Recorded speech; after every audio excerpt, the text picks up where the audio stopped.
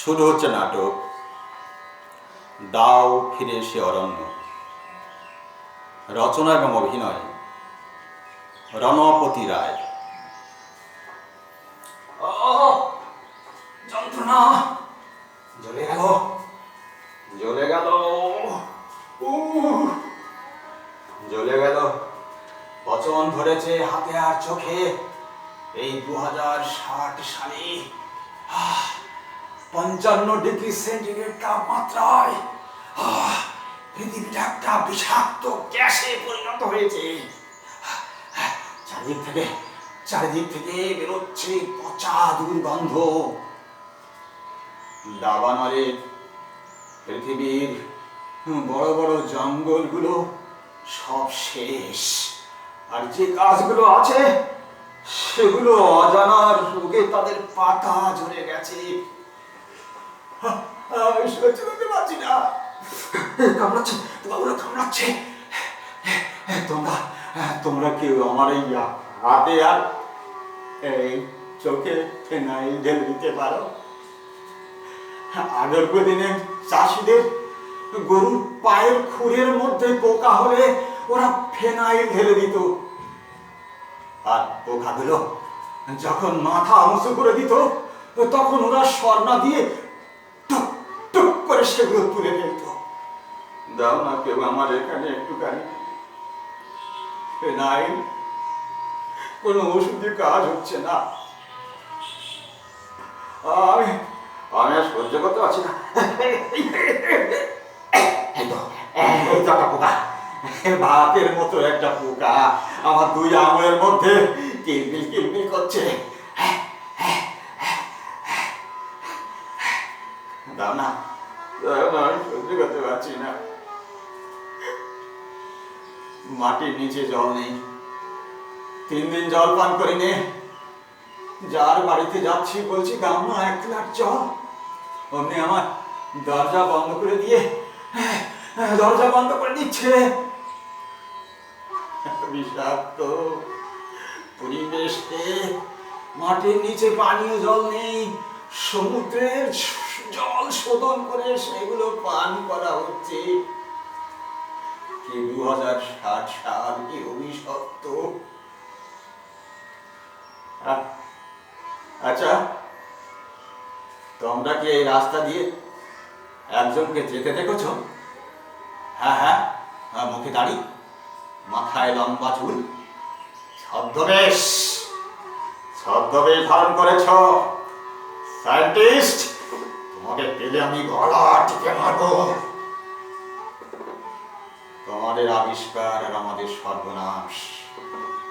হ্যাঁ, গলা টিপে মারবো। পালিয়ে বেড়াচ্ছে। কে ওখানে পড়ে রয়েছ?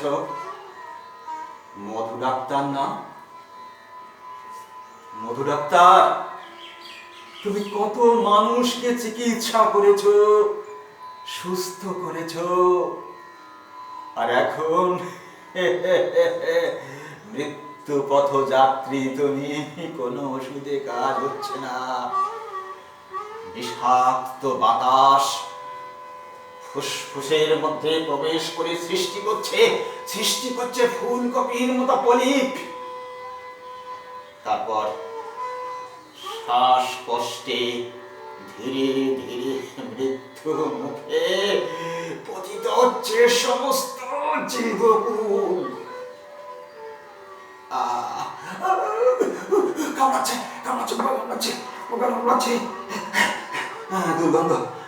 দুর্গন্ধ বেরোচ্ছে।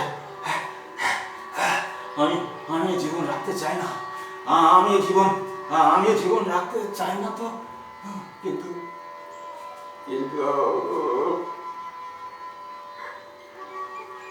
কে ওখানে?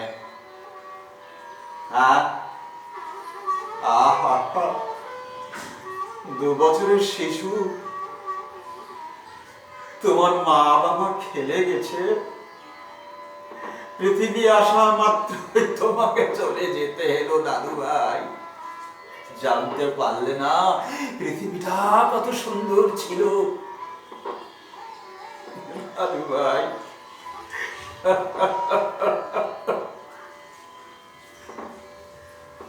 আমারও বাঁচার ইচ্ছা নেই। কিসের জন্য বাঁচবো এই যন্ত্রণা কাতর জীবন নিয়ে? হ্যাঁ, কে তুমি? বেরিয়ে এসো। গাছের আড়ালে লুকাচ্ছ, বেরিয়ে এসো। হ্যাঁ, কি বলছ? সায়েন্টিস্ট? বদমাইশ, গলা টিপে শেষ করে দেবো তোমার। গলা টিপে। কি বলছো? দোষ তোমার না, তোমাদের না, দোষ কাদের? সরকারের। তোমরা ভালোর জন্য বানিয়েছিলে। হ্যাঁ, তা তো ঠিক, তোমরা ভালোর জন্য বানিয়েছিলে আর ব্যবহার করেছে খারাপের জন্য। সারা পৃথিবীতে পারমাণবিক বোমা বিস্ফোরণ করানো হচ্ছে পরীক্ষামূলক ভাবে, আর তাতেই বাতাস বিষাক্ত হয়ে উঠেছে। আর নির্দ্বিধায় গাছপালা কেটে কেটে মানুষ এই ভয়ানক পরিস্থিতির সৃষ্টি করেছে। দাও না কেউ আমার একটুখানি নাই, আমি সহ্য করতে পারছি না, আমি সহ্য করতে পারছি না। বাঁচার মতো সাহস শক্তি আমার নেই। আমি আমি আত্মহত্যা করবার জন্য আমি বিষ এনেছি। আমি এই এই কষ্ট আমি সহ্য করতে পারিনি, পারছি না। তার আগে আমি একটা ভালো কাজ করে যাওয়ার জন্য আমি 5টা চারা গাছ নিয়ে এসেছি। এই 5টা চারা গাছ পুঁতে দেব, জল দেব, তারপর একদিন এই চারা গাছগুলো বড় হবে, শাখা প্রশাখা মেলে ধরবে, ফুল দেবে, ফল দেবে। আমার দেখা দেখি আরো মানুষ উৎসাহিত হবে, তারাও গাছ লাগাবে, পৃথিবী আবার সবুজ হবে।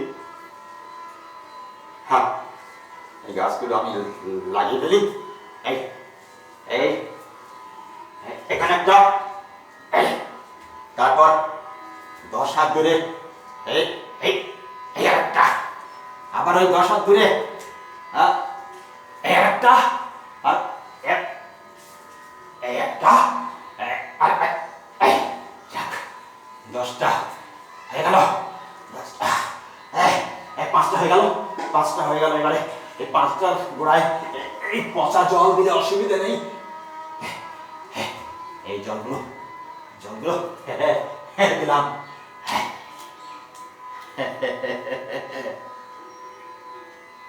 জল দিলাম। এবার আমি বিষ এনেছি, এই বিষ পান করে আত্মহত্যা করব। এই জীবন নিয়ে আমি বেঁচে থাকতে চাই না, এই কষ্টের জীবন নিয়ে আমি বেঁচে থাকতে চাই না, অভিশপ্ত জীবন নিয়ে বেঁচে থাকতে চাই না। হ্যাঁ, আমি বিষ পান করব। হ্যাঁ, তার আগে পৃথিবীটাকে আমি শেষবারের মতো একটু দেখে নিই।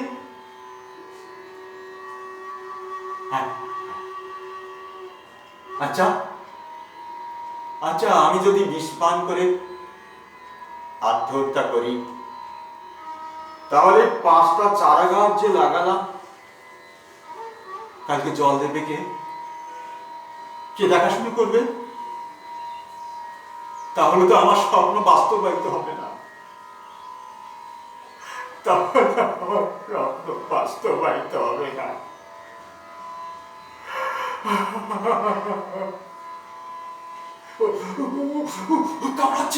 কামড়াচ্ছে।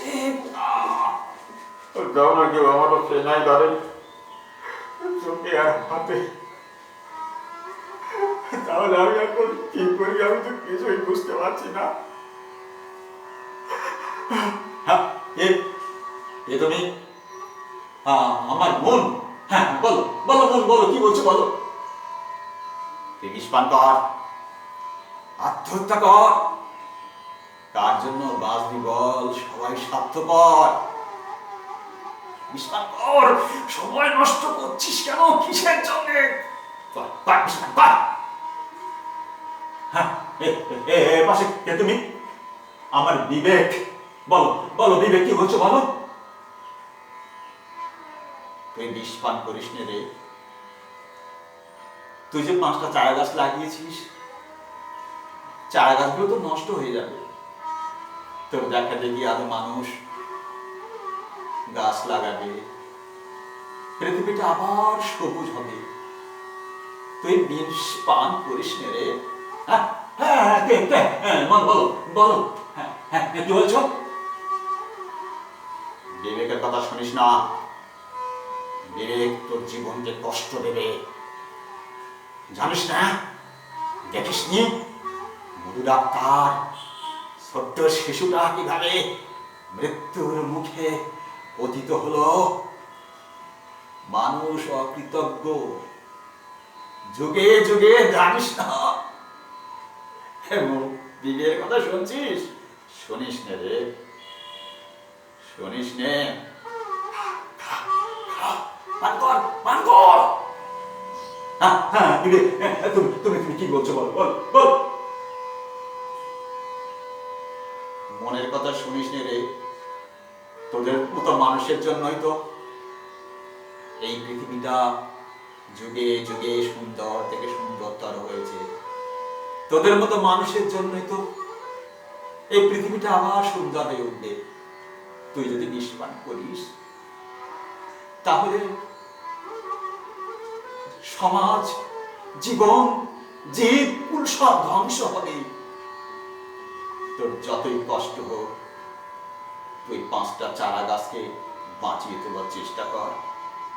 হ্যাঁ বিবেক, বিবেক আমি বুঝতে,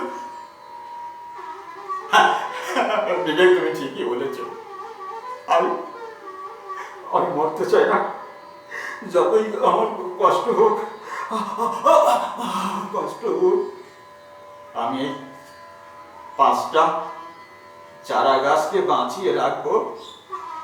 আমি মরতে চাই না বিবেক, আমি মরতে চাই না। যতদিন প্রাণ আছে ততদিন চেষ্টা করবো গাছগুলো বাঁচিয়ে রাখা। আর বলবো, দাও ফিরে সে অরণ্য, লও হে নগর, দাও ফিরে সে অরণ্য, লও হে নগর। আমি বাঁচতে চাই, বাঁচতে চাই পৃথিবীর জন্য। শেষ হলো নাটক, দাও ফিরে সে অরণ্য।